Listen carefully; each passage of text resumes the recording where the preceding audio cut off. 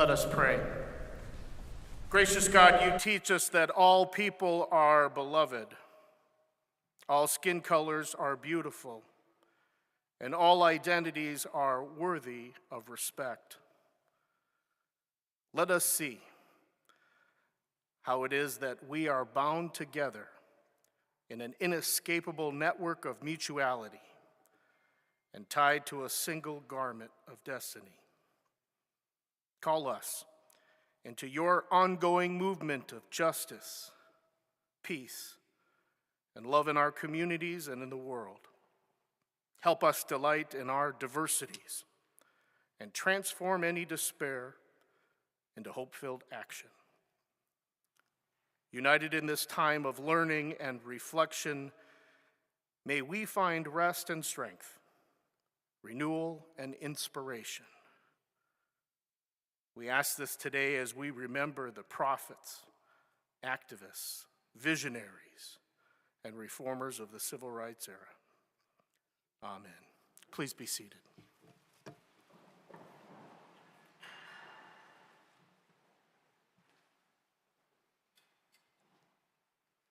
Good morning. Welcome, friends and neighbors, to Gustavus for this annual Martin Luther King Jr. Memorial Lecture. The MLK Lecture at Gustavus was first held in 1986, instituted by the Peace, Justice, and Conflict Studies program. Since 2010, this event has aligned with our national holiday honoring the Reverend Dr. Martin Luther King Jr. At Gustavus, we are working diligently to create and maintain an inclusive and equitable learning environment and a workplace that affirms the dignity of all people. We believe that diversity is our strength, and we strive to make belonging our mindset. This means we need to do the difficult work to continually examine, re-examine, and challenge our biases, our preferences, our practices, and institutional structures to advance our core values of excellence, community, justice, service, and faith. I am so grateful to the many people here who share in this commitment and who are actively working for positive change at Gustavus and in our broader society as we continue to move forward. Today we welcome Justice Alan Page back to Gustavus. When Justice Page was on campus in 2003, we were delighted to have him here and presented him with an honorary degree from the college. It is absolutely wonderful to have you back with us again today.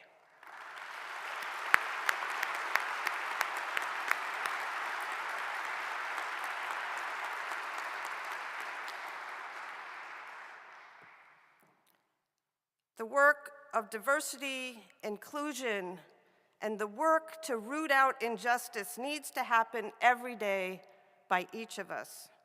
So on this national holiday, honoring the life, legacy, and impact of Dr. King, I am pleased that you are here to learn and to reflect. Finally, I invite you to leave with a commitment to act. And now please join me in welcoming our junior, Angel Obiora, who will provide an introduction for Justice Page. Angel.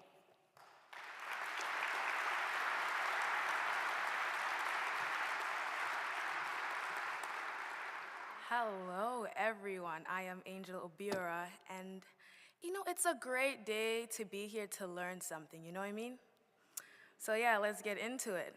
So it is a pleasure to introduce today's speaker, Justice Alan Page. Justice,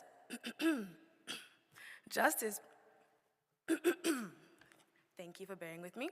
Justice Page has reached the pinnacle of multiple professions. After an All-American football career at the University of Notre Dame, helping his team win an NCAA national championship, The defensive tackle played professional football for nearly 15 years with the Minnesota Vikings and the Chicago Bears. He became the first defensive player in the NFL history to receive the Most Valuable Player award and was named to the Pro Bowl 9 consecutive times. He was inducted into the Pro Football Hall of Fame and the College Football Hall of Fame. While he was still in the NFL, Justice Page earned his JD from the University of Minnesota Law School. He worked as an attorney for a law firm in Minneapolis and in the office of the Minnesota Attorney General. He was elected to the Minnesota Supreme Court in 1992.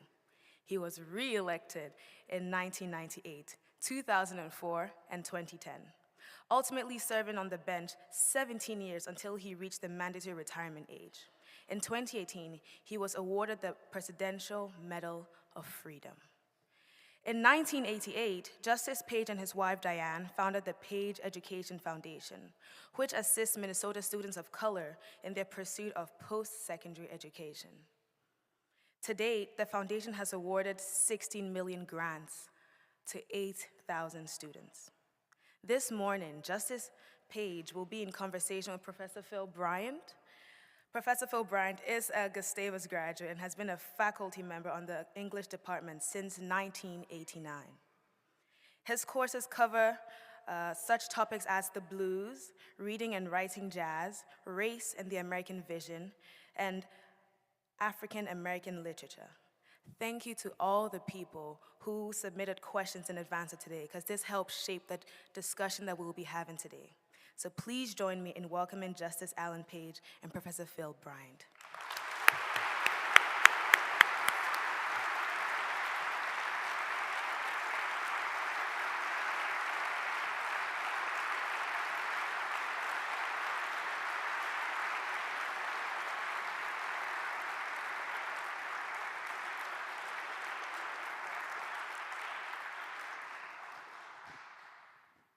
Welcome to Gustavus. Well, thank you for having me back. Yeah, it just seems like yesterday you were here. 2003, that was a while ago. It was a while ago, but it's good to be back. Yeah. So, So I thought that we would spend a little bit of time talking about your journey from Canton to here on this rainy. Who would have ever thought? Yeah. And spend a little time kind of comparing notes, because as I was kind of researching this, I found out that we're Leos. You were born on August the 7th, and I was born on August the 9th.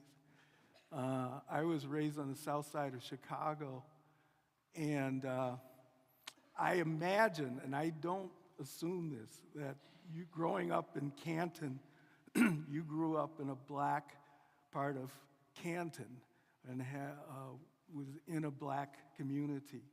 And I just wanted to ask, what was that like? What did that give you? What did that community give you? Maybe I'll start there. Well, I think we all take from the community where we're born and raised. For me, it gave me what's the word I'm looking for? An understanding of what the world is like, both on the good side and on the bad side. I spent the first 10 years of my life in Canton, growing up, as you say, in the black community there, on the other side of the tracks. Yeah. Literally, not just figuratively, but literally on the other side of the tracks. And then my family moved out into the country. And so from the 5th grade on, we lived in East Canton. and we were sort of literally out in the country. So was that like farmland and Pretty much. chickens and cows and stuff like that? We didn't have chickens and cows, but our neighbors did. Yeah, yeah, interesting. Was that, you know, also kind of like an extension of that community that was in Canton proper? No, it was a totally different world, Oh, okay, a completely different world. right, First of all, it wasn't nearly as densely populated. okay, Second, it was predominantly white, my, and so it was different.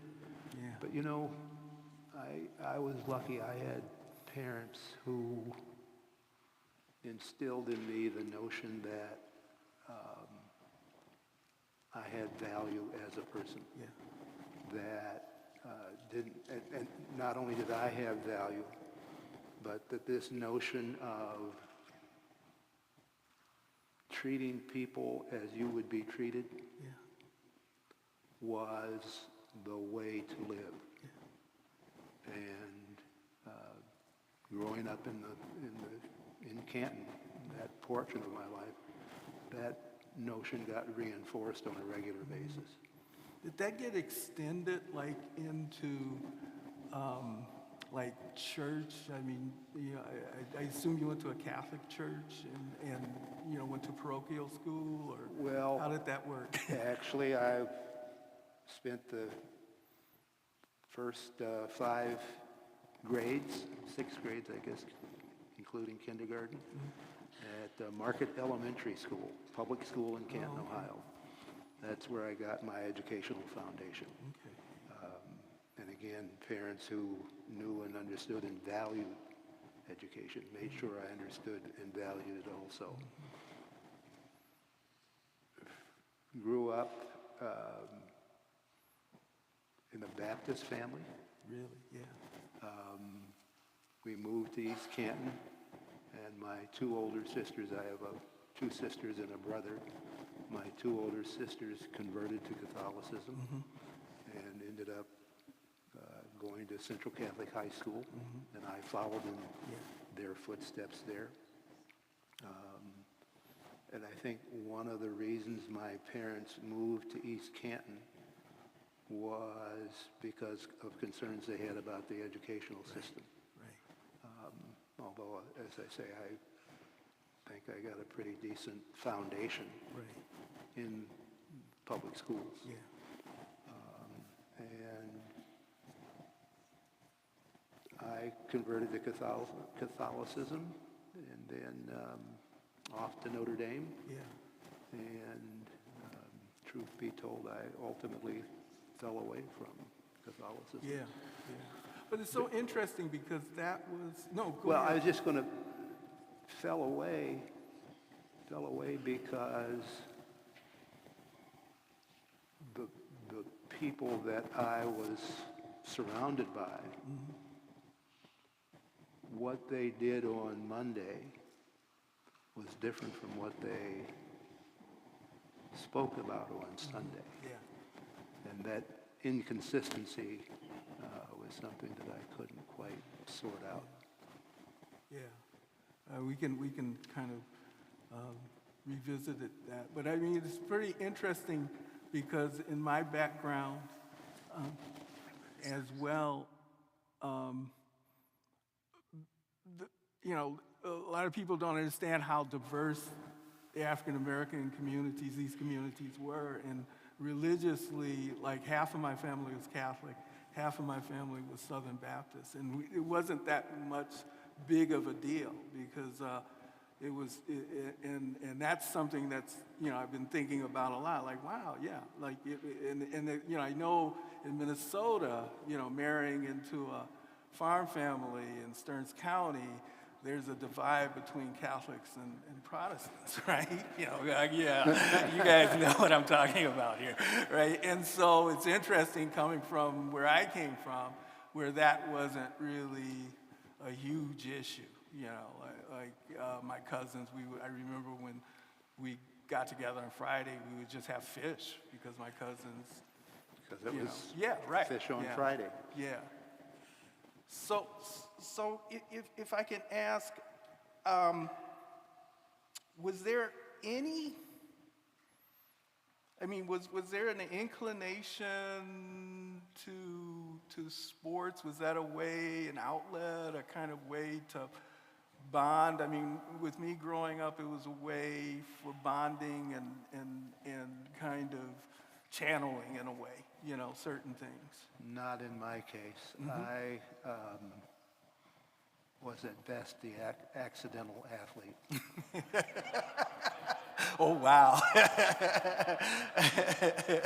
I was one of those kids when, we used to go out in the street and play, and we played out in the streets back then. The older kids would choose up sides.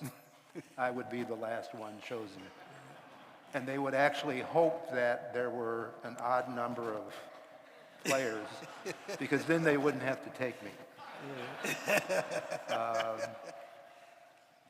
I really wasn't much of an athlete back then. My football career began in the 9th grade, following in my brother's footsteps. He went out for football and seemed to enjoy it, so I thought I'd give it a try. As it turns out, I had some aptitude for it. As it turns out. As it turns out. As it turns out, right. More by accident than by design. I was really curious to know that, or just to ask you, were you reading books, then? I know, and that's a question that that's later on where where I saw in an interview, you said, well, I was reading the Cleveland Plain Jailer, and that's where you said you first found out about Brown versus Board of Education, and it kind of made me think about, well, what other things were you reading? Well, when I look back on my early reading, and I was not reading anything particularly interesting. If on a good day it might be something to do with cars. Other than that, not much. Other than every day I would read the newspaper. Yeah. And unlike today when, you sort of scroll past the headlines and think you know everything that's in the article, I'd actually read almost the entire newspaper. Yeah. And so that's where most of my reading was back then. So my grandfather did that. He had an 8th grade education, but he, read religiously every day the Chicago Daily News and Sun-Times. And he read it from cover to cover, Yeah, it's just interesting. I hadn't really thought about this much, but I'd pick up the occasional book, but it was nothing particularly special. But literally every day I was buried in the newspaper. Yeah. And so I guess most of my reading was current events. Okay, so 9th grade, which is, kind of an important, it's kind of transitional. You're going from boyhood into adolescent. You're playing football. You start playing football. And kind of integrating into this high school thing. Was there anything that, because again, I'm going on what I found in, some of your interviews where you stated, that there was a consciousness about things going on outside of Canton. Well, the reality is that growing up in the 1950s in northeastern Ohio, you were consciously aware of the fact that the color of your skin dictated where you belonged. Yeah. And not not only where you belong, but how you were perceived Right. by others. And for the most part, that meant that you were perceived as the other, not somebody who belonged. And that was a daily It was part of your life. It was part of life. Yeah. It was such a part of life that you didn't spend a whole lot of time focused on it. You understood it. Right. And you recognized it. And you were aware of how to act and respond in certain situations. But it wasn't, while it was a part of your life, it didn't control your life. Right. It was kind of a weird thing because it was Very weird. It was there, but yet and still, you know, black people in that situation in those communities were kind of trying to make a life with that there. Just like everybody else. Yeah. Under circumstances which were different from other people, but nonetheless trying to live your life as normal and as natural and Right. as good as you could. Right.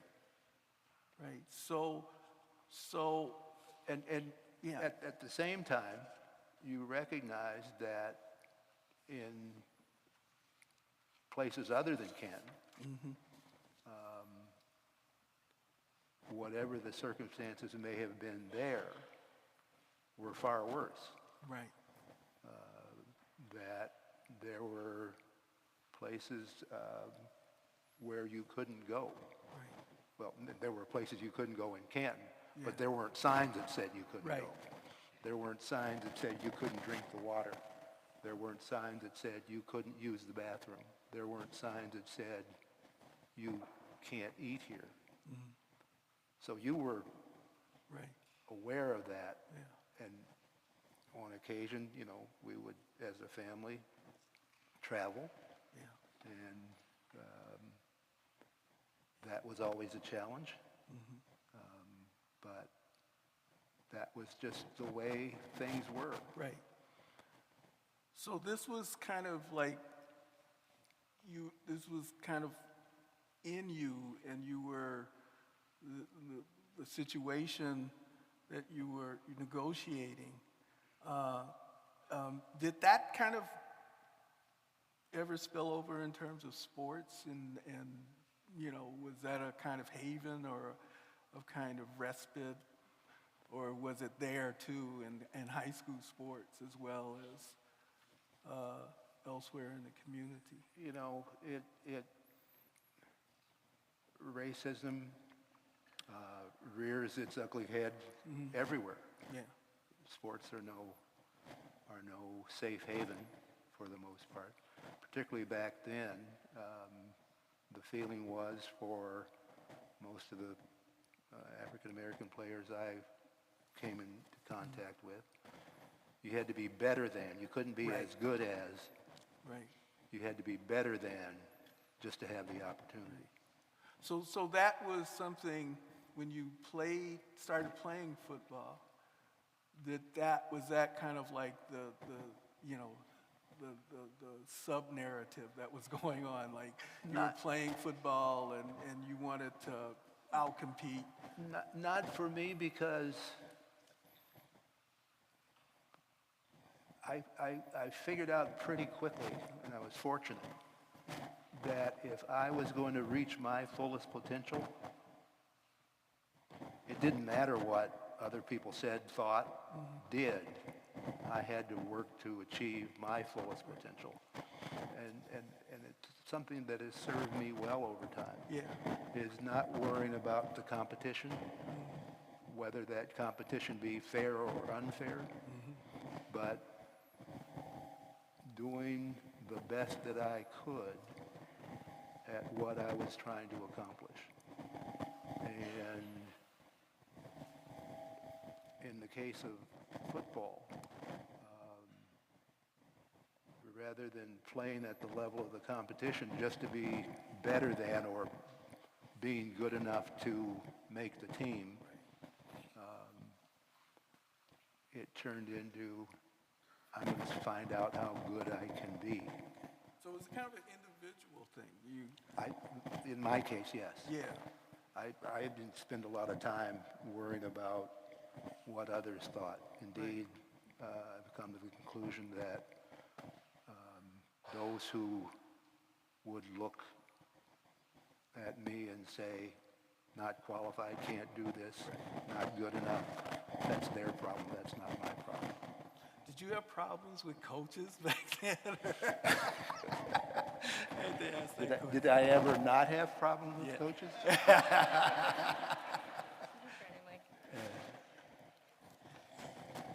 Something about being the individual?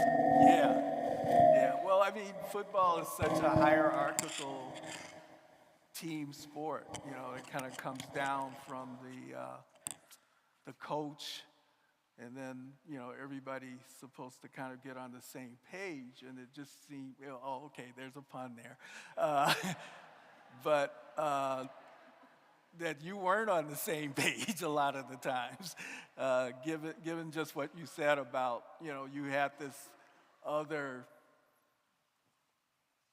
you had your own goals that you set for yourself. You had a vision about playing the sport that was kind of your own, in your own way. Well, it's, I had to sort out over time,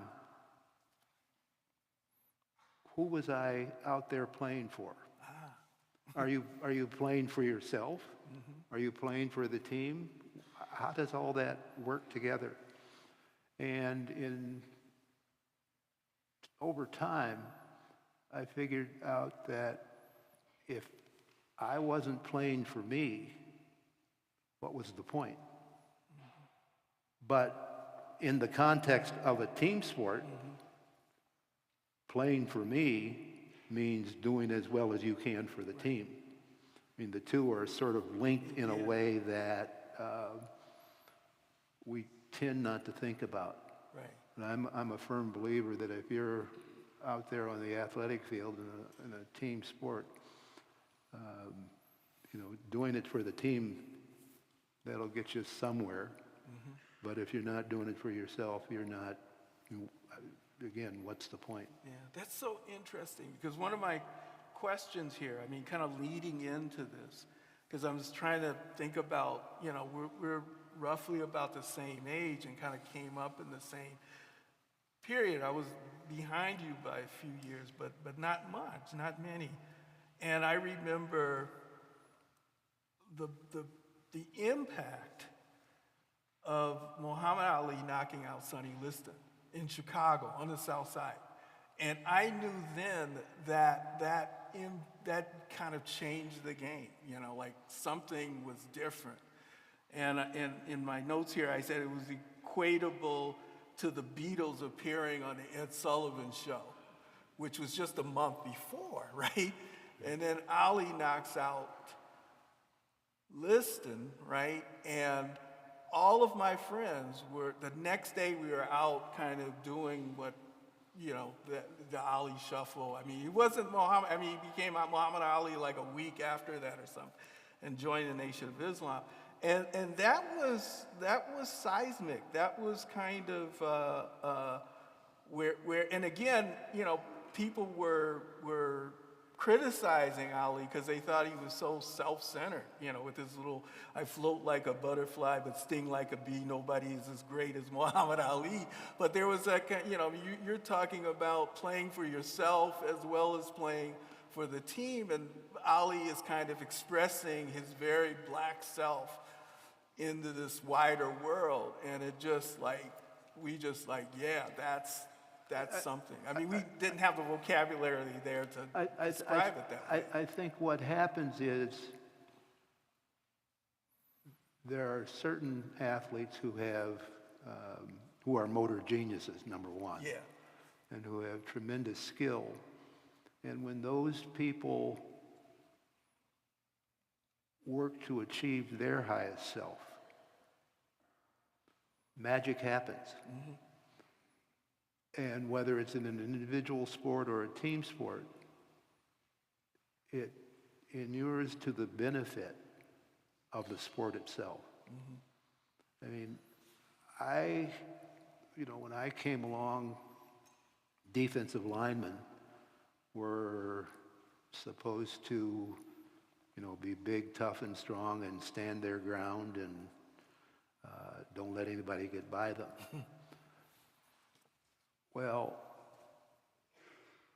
how does, if you can not only be big and strong and tough and not let anybody get by you, but what if you added the component of, okay, let me go after somebody? Yeah. That's a different component that Yes. benefits you as the individual, Yeah. benefits the team. Yeah, but it's also you're bringing something to the table. And this is something that I always thought about sports because, with black athletes, it's always about they're gifted. I mean, it's kind of interesting that you said that you were the last one picked. And this, what they bring to the game is the idea or the concept of the game played in a different way. And kind of like, so there's a kind of intellectual thing going on, a kind of thinking thing going on that really kind of hits against the kind of established way that this is how you know. I don't know that that's unique to black athletes. Yeah, I think it's unique to the good athletes. yeah, Talk about just using football as an example. You have 22 offensive and defensive players. Of that 22, there will be probably 10 that are really good, 10 that are so-so, and 2 that are exceptional. And it's the 2 that are exceptional yeah. that fall into that category that you're talking about. And they're thinking about the game in a different way or in a way that's going to be innovative and kind of, changing the game, evolving the game. And not only that, as much as anything, most of it's in their head. Yeah. Not. Well, that's what I'm getting at. That's what I'm saying. There's a kind of mind-body thing going on here.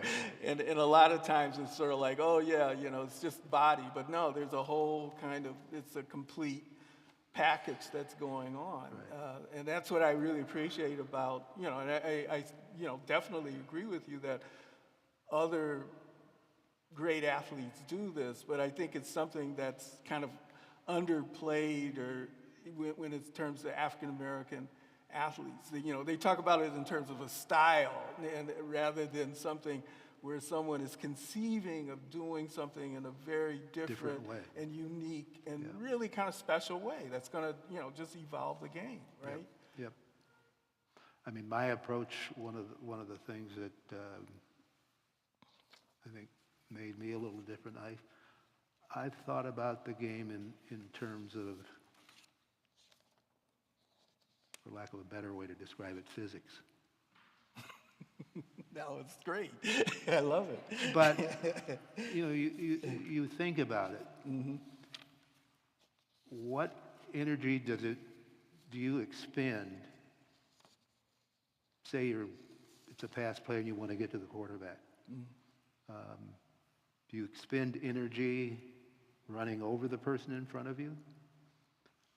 Do you spend time running around the person? Little geometry too. Or do you do both? Yeah. In a way that, the shortest distance between 2 points is a straight line. Yeah. Where you've got this offensive lineman in front of you. How do you shorten the line and absorb and get by the energy that they're expending to stop you? Yeah. Can I quote a passage from Dr. King, and it's called Impasse in Race Relations, and then have you respond.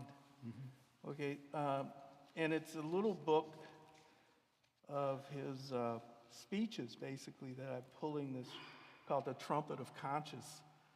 I was, thinking about your quote about what your law professor said about not whispering Never whisper justice. Right, and this kind of thing. So anyway, he says, we may now be in only the initial period of an era of change as far-reaching in its consequences as the American Revolution. The developed industrial nations of the world cannot remain secure islands of prosperity in a seething sea of poverty.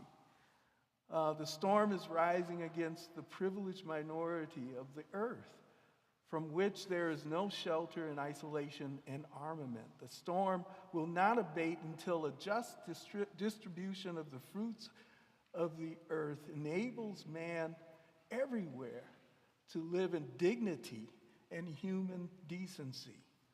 The American Negro of 1967, and this is, because I'm thinking about 67, like Christmas addicts, may be a vanguard in the prolonged struggle that may change the shape of the world as billions of deprived shake and transform the earth in their quest for life, freedom, and justice. He wrote this the same year I think you were entering into the NFL.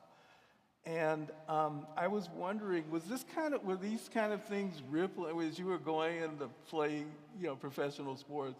Was this stuff kind of rippling and bubbling underneath your consciousness as you were, going into this very, excruciating kind of, like time and demanding sport? I would say not rippling and bubbling under the surface. I mean, that was, those thoughts were front and center on a daily basis. Yeah. Whether it was, and you have to remember 1967, there were protests going on from one end of this country to the next, Right. about the war in Vietnam. Yeah. There were still protests and marches with respect to the end of the Jim Crow era. Right. And so those were facts of life that one was, even if you didn't want to, were forced to think about. And in my case, I wasn't like I didn't want to think about it.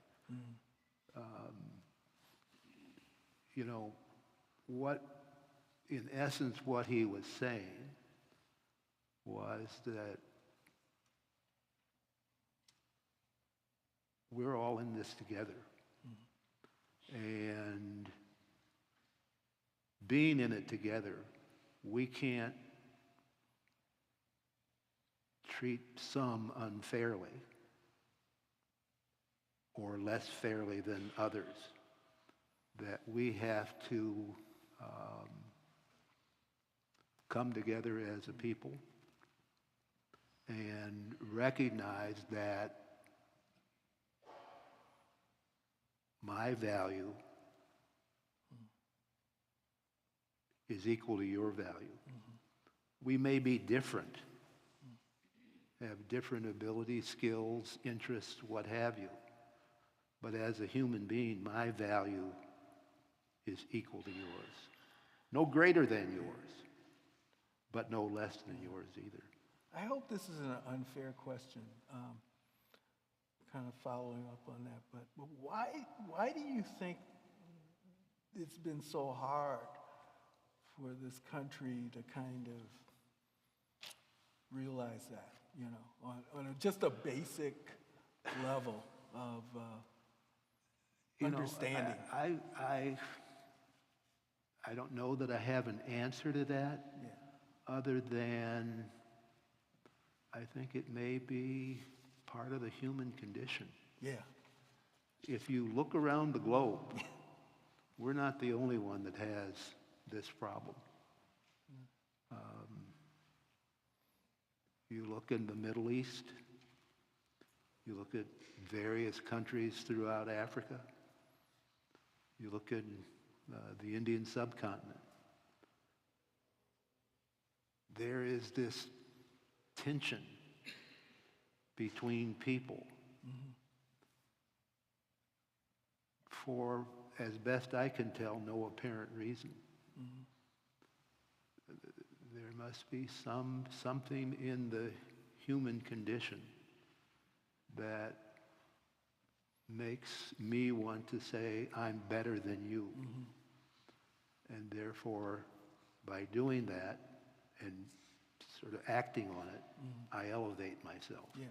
But also there's that impulse that you talked about in terms of thinking about, how you responded to that in terms of us being together.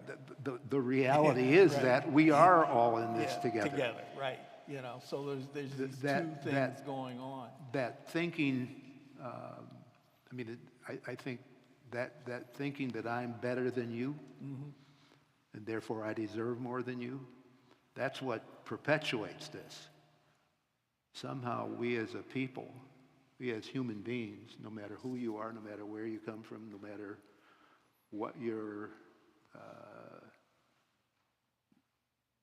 what the color of your skin is, what your gender is, what your orientation is, doesn't really matter. We have to figure out, well, just because you're different from me doesn't make you any less than me. It just makes you different. Yeah. Can I ask another question? Were any of your teammates in like 67, 68, 69, black or white? Were you guys like talking about this stuff? Maybe not in front of coaches, but just kind of having sessions where you were kind of talking out some of these things, or was it just, oh man, we got to survive another season in the NFL? No, we're all human beings. Football is more or less what we did, not who we were. Yeah.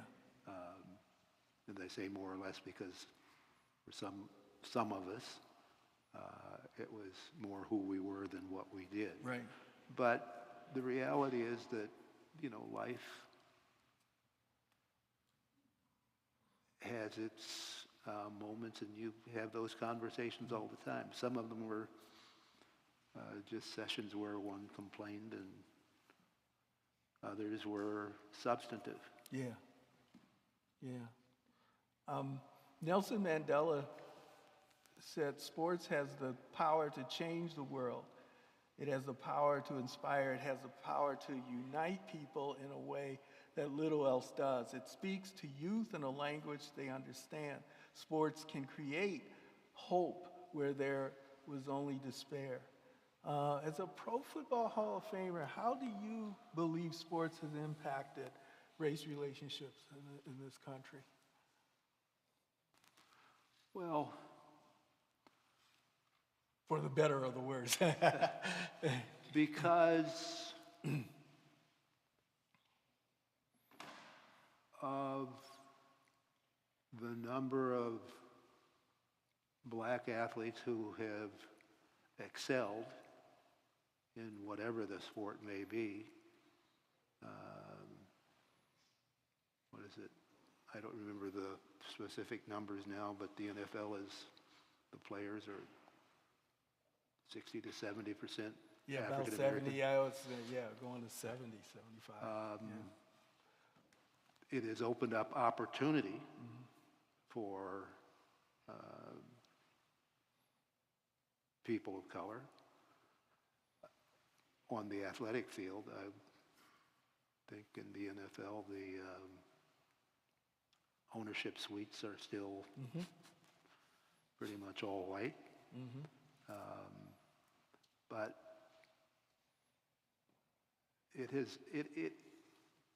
because we like the performance, we're willing to accept whoever gives us the best performance, right? Yeah. And so it's opened things up. Yeah. I don't know that it's changed any minds. So did you decide while you were still going to Notre Dame, or did you decide when you were in the NFL that you wanted to go to law school? I decided I was interested in the law when I was 8 years old. Okay. So this was, yeah. 8, 9, 10. Yeah. Back in those days, long before I had an inkling that I would be a football player. You ask, where did that come from? Growing up in Canton, hearing stories about lawyers, not knowing any lawyers, but hearing stories about how lawyers made lots of money, didn't work too hard, You said, drove big fancy cars. When the prospects for a young African-American kid at that time, if things went well, you might find a job in a steel mill. Nothing wrong with working in steel No. mills, other than that they're dirty, dangerous, and the work is repetitious. And, you know, in the 8-year-old mind, dirty, dangerous, and repetitious, not working too hard, making lots of money, and big fancy cars. Big fancy cars wins every time. yeah. I mean, every time. Perry Mason was popular back then. Yeah, yeah. Probably spent too much time watching Perry Mason. And the third and maybe the most important for me, 1954, Brown versus the Board of Education was decided. And that court decision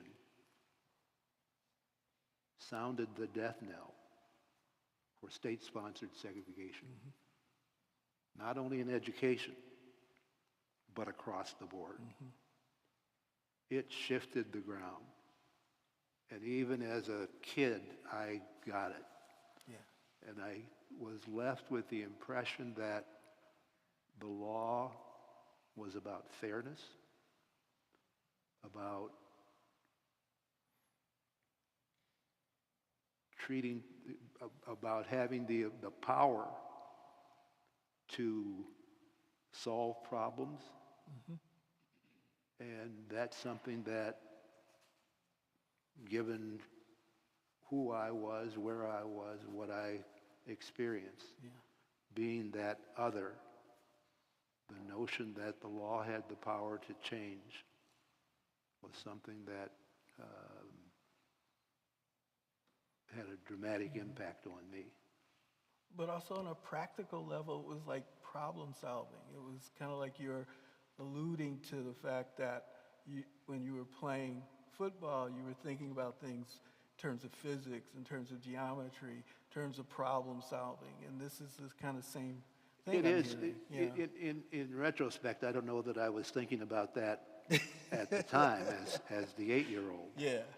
But at the end of the day, what it did was created hope. Yeah. And, you know, one of the things that I will paraphrase here, but Martin Luther King said, was that people who have hope want to build the society around them. People who don't have hope are inclined to want to tear it down. And the sense of hopefulness that came from Brown was palpable. Yeah. That's very powerful. In a previous interview, you know, I've been on the internet looking at all your interviews. You talked about, and this is kind of a question close to my heart. You talked about that first hit of law school that was unsuccessful. The law school graduate, the law school dropout? Yeah, right. And you know, it's something that I really relate to without going into my personal history, but also in terms of teaching my students who, you know, this is a tough school to get through, and that this idea of perseverance, I mean, when you get knocked down, you can get back up again.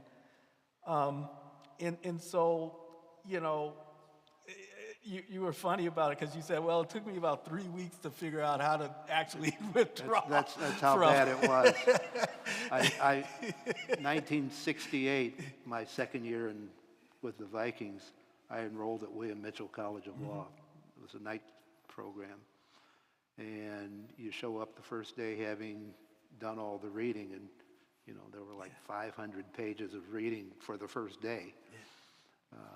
And you walk into the classroom, you sit down, and the professor starts talking, and it sounds like Greek. Yeah. Or it might as well sound like Greek. And it became clear very quickly that I wasn't going to survive the first year. And so I decided to drop out. And as I say, I was so far in over my head that it took me 2.5 more weeks, 3 weeks to figure out how to drop out. That's how bad it was. What I didn't realize was that, you know, you're sitting there and you think you're the dummy in the class, right? Because you don't understand. Well, nobody else understood either. Yeah. But you don't know that. Yeah. And in hindsight, had I realized that, I would have survived that first year. But I didn't know that. So but you decided to give it another crack, you know. Well, second time around, 8 years later, this time focused on and prepared to do what it took to learn the law, to understand the law. I went back in 1975 and continued my football career. And This was at the U. at the University of Minnesota. Actually started off at the University of Texas. Yeah. Oh, really? Yes. From the person who couldn't survive 3 weeks, actually didn't think he could survive after 3 days. Started off and took 2 courses in summer school at the University of Texas in Austin. Yeah. In their law school there. 13 weeks from start to finish, those 2 courses. Completed them and loved every minute of it. Wow. Felt energized by the experience. And there were some experiences. I had, 1975, I'd been married to my now late wife, Diane, for 2 years. We had a new baby. We traveled to Austin. I'm a professional football player. We can't find an apartment to live in. We call on the phone. We've got this apartment available. And then show up. Diane and I, who was Norwegian, we show up with our son Justin, who was 6 years old, and babies are fine, right? Yeah. Oh, it's not available now. Yeah. That was a challenge. Actually, they did us a favor. Ultimately, there was a house for rent, and it was interesting. We see the ad, we drive over to the house, going to meet the owner, and Diane and I are talking about, well, she wants to be the one to go up to the door. Right. Yeah, I can kind of relate to that. And we decide we both go. We walk up to the door and she starts rattling about, here's who we are, and this is, she goes on for about 5 minutes. didn't give the guy the time to sort of introduce himself. And he says, "That's not a problem. He was white. His wife was Mexican. And the reason the house was for rent for the summer was because they were going to go to visit her family in Mexico. So he understood, He got it. and the house was lovely. Far better than any apartment we could have possibly found. It was on the, right on the river in Austin, and it was perfect. But none of us are immune from being subjected to being the other,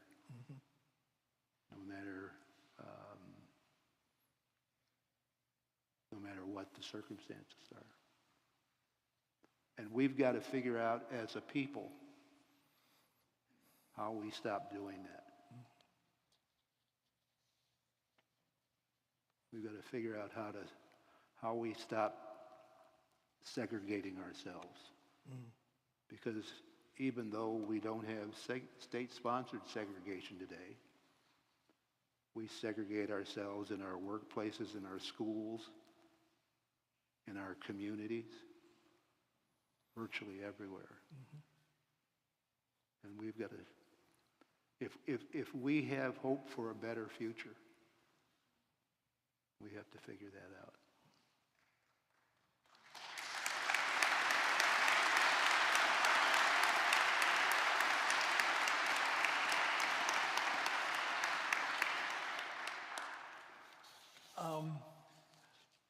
Okay, yeah, looking at my director over there.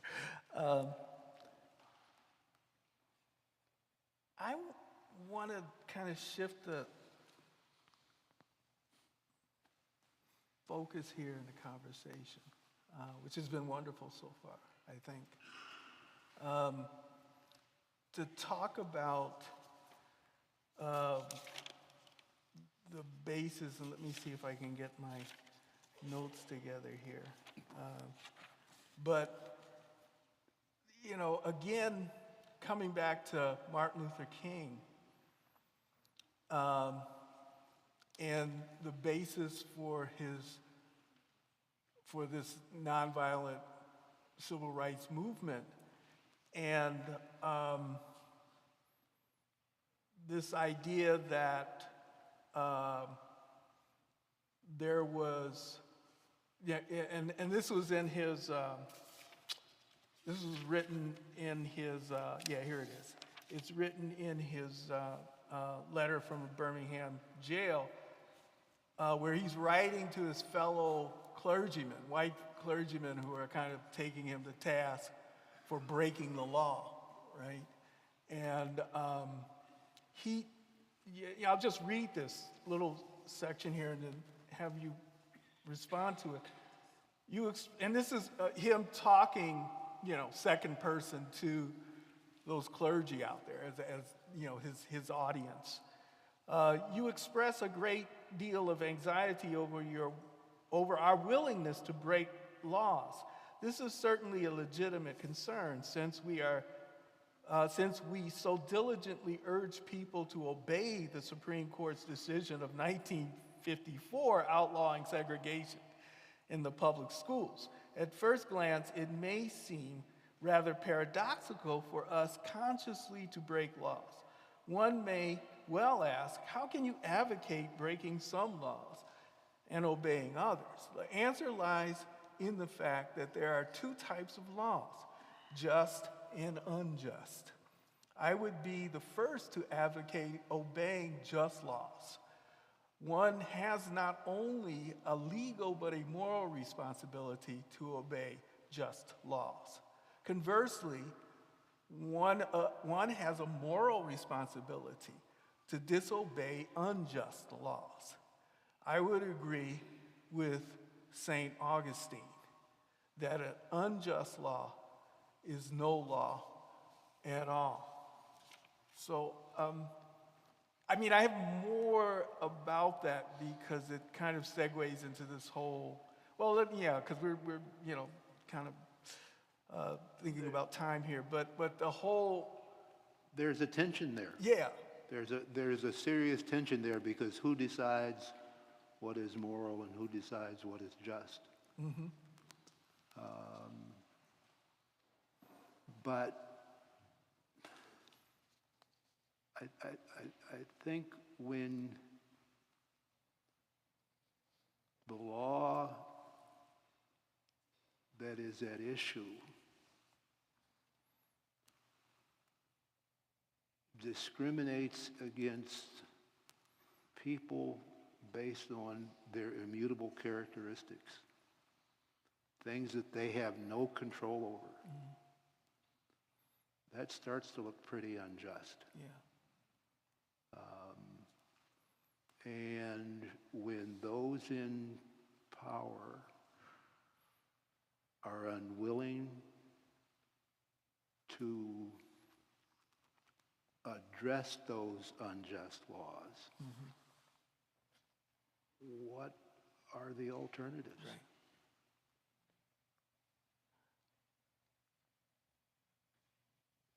And I'm not sure, short of disobedience. And you know, one of the magic and most powerful things about what Martin Luther King stood for and what he was about was this notion of nonviolent civil disobedience to bring about change. Not through force of arms, through nonviolence.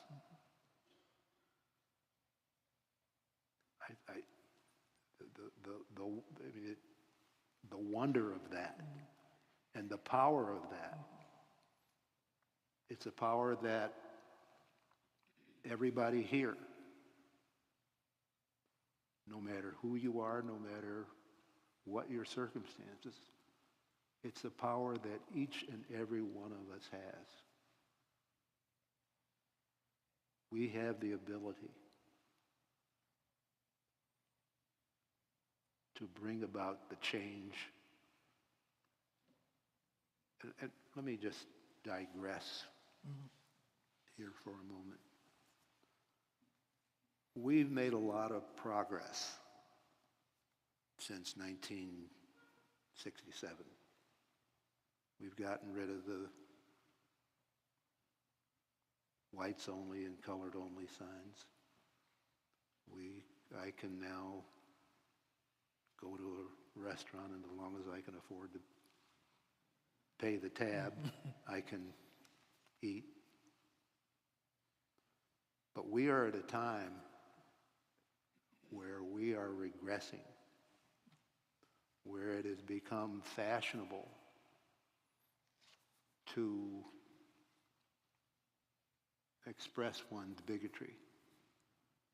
There was a time when we had gotten pretty good at hiding it.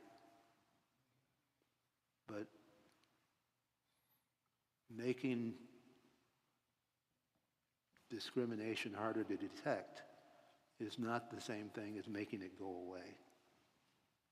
And lately, we've gotten to a point where people are pretty proud of their bigotry.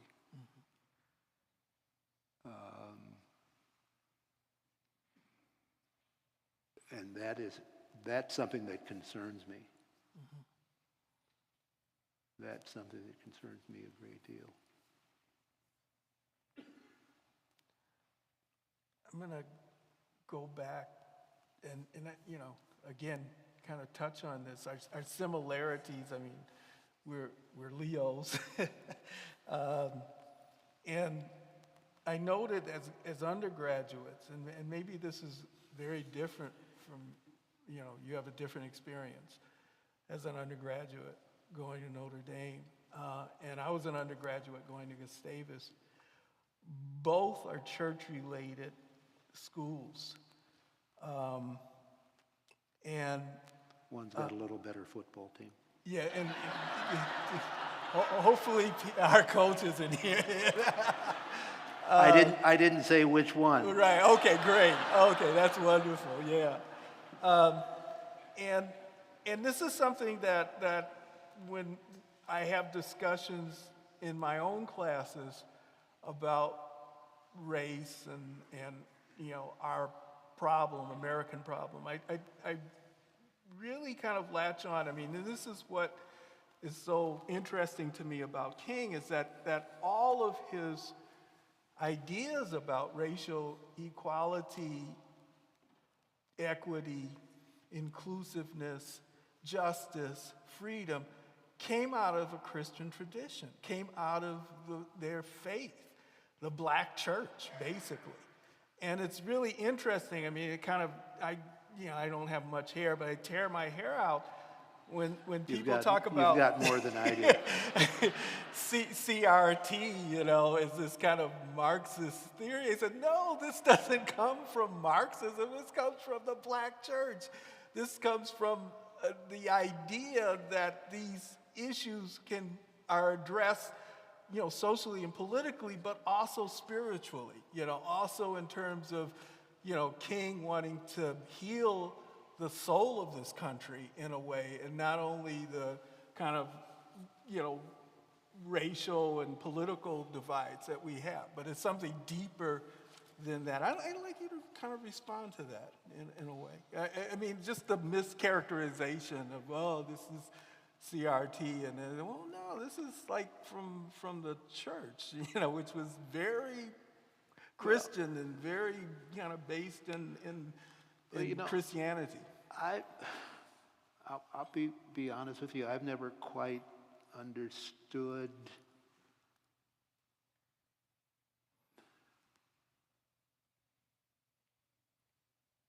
precisely what critical race theory is. And certainly I don't understand it under the current conversation about it. But it seems to me, and I tend not to look at things from a religious perspective, but from a legal perspective. And at least as I understand critical race theory, it is that these things happened in the past. They have impacts today. And how do we address those impacts today from the bad things that happened in the past? Those things that happened in the past, which we really don't want to talk about, but those things happened. They are facts. The slave collars that one human being used on another, those slave collars are facts. Those whites only signs or colored only signs, those are facts. They happen. We're not talking about something that didn't happen. We would like to forget about all that. We would like to make it go away. But in forgetting about it and trying to make it go away, we are doomed to repeat ourselves.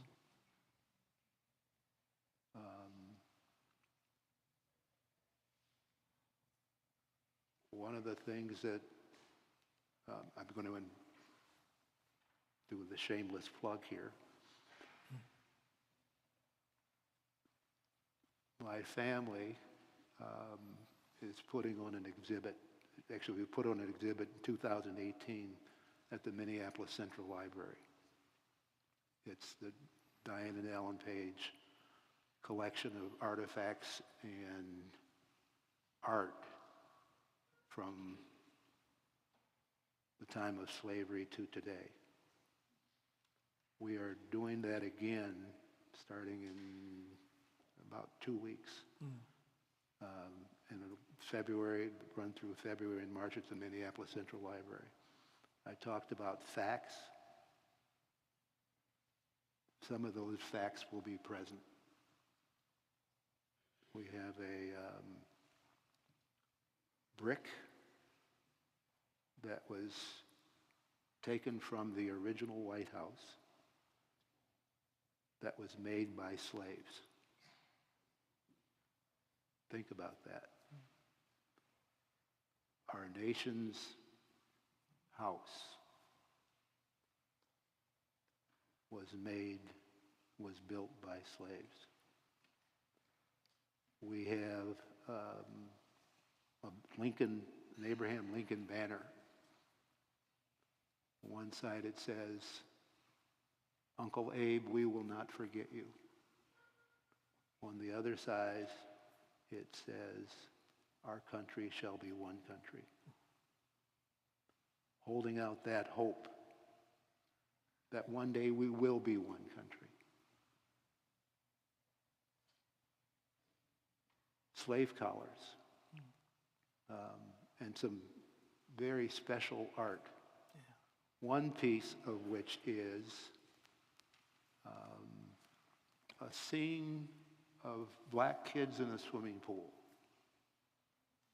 It's done by an artist in Pasadena, California. And she captioned her painting, "Only on Thursday." And why only on Thursday? Because in the 1940s, this was done in the 1940s, in Pasadena, California, mind you, not the Deep South, but Pasadena, California, they only let black kids use the swimming pool on Thursdays because they cleaned it on Friday.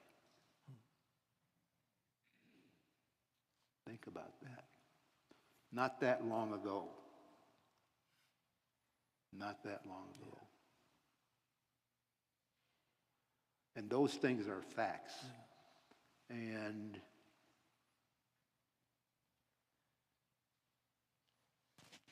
ignoring those facts and their effects today is what keeps us in this constant chasing our tails, if you will, and not resolving the very difficult and very challenging issues that come with issues of race. But also knowledge and the power that that knowledge brings to the table in terms of knowing what this is about. Absolutely. That's critical. Yeah. Because if you don't have the knowledge, you think, well, it didn't happen. Right. And we would like to think that it didn't happen. And that there really are no effects from that exist today. But that's not the reality. Yeah. I mean, it kind of, that's my approach. I mean, when I do classes where we're going to read something like The Invisible Man, I tell them, jokingly, okay, we're going to the slave quarters now. But it's all right. Just hold everybody's hands and we'll get through it. But you got to know and you have to see what this is about. And, because it's part of your education, but it's also knowledge. You have a one-up on somebody who, like you said, refuses to see that, but also a lot of people just don't know. They don't know that this actually happened in this way. Right. How do we foster a sense of mutuality, common cause, and just plain decency between citizens of this country in this very fractious and divisive time we seem to be living through? I don't know that there's any magic bullet, if you will, but it strikes me that we have to come to an understanding that just because you win doesn't mean that I lose. Right. This is not a zero-sum game. The fact that I may advance doesn't mean that you can't advance or don't advance at the same time. Right. I think Paul Wellstone pretty well said it. Yeah. We all do better when we all do better.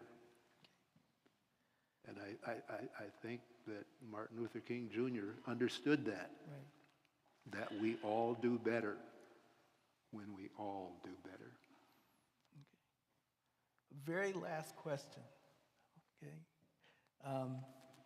Justice Page, paraphrasing Tennyson, how can our students, when they leave Gustavus for those plains of windy Troy, be all a part of what they will meet to strive, to seek, to find, and not to yield, or in the words of your law prof who told you, don't whisper justice. Well, we all are a part of all that we have met. And the question is,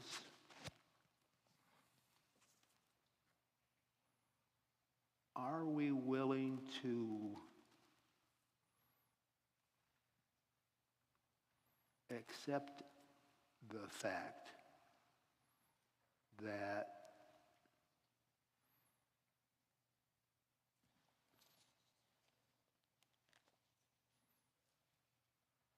we are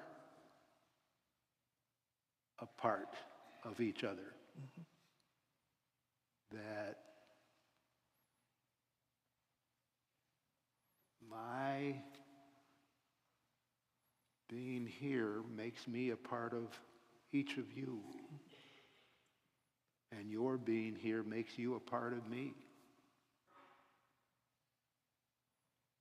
How do we learn to accept that? To accept the notion that we're all in it together. And that when you rise, I rise.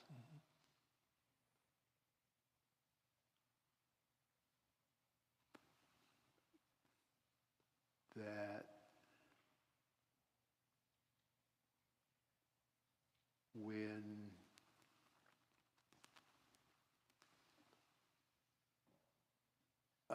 that until we all have justice, none of us will have justice.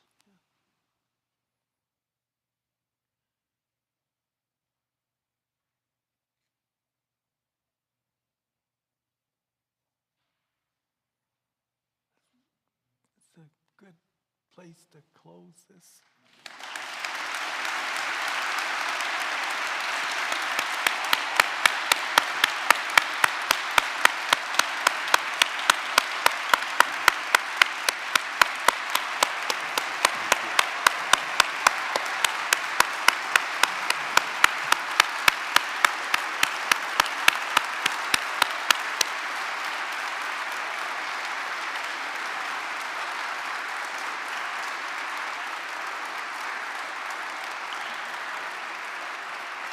Thank you so much. Thank you. Hi, everyone. My name is Joaquin Villanueva. I'm the co-director of the Peace, Justice, and Conflict Studies program here at Gustavus. And we're very proud that we've been hosting this lecture since 1985. And in closure, I just wanted to invite you to embrace a long tradition in peace studies of reflecting, of reflection, of taking away part of this conversation with you and extending this conversation with your loved ones, with your communities. I have my 3 kids here. I was doing a lot of conflict resolution to keep them quiet through this lecture. So I was practicing peace. But I will extend this conversation with them, and I'll ask you to do the same There's a lot of thoughts here with Justice Alan Page that share with us, and I'll finish with asking you to actually think about this conversation and how we're working for peace. And so something that I take away from this lecture today, from this conversation, was who are we playing for? In other words, who are we fighting for, right? And so in the words of Martin Luther King, we can really think about two types of peace. Negative peace, which will be the absence of violence, but what I prefer is what he called positive peace. And that's what I think we should fight for, which means the presence of justice, right? So I'll leave you with those words. Reflect with your community, with your loved ones, and I would like you to extend one last round of applause for our guest today.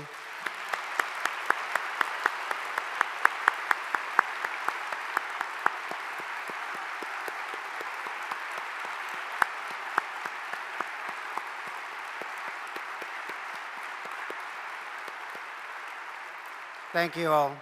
Have a good day.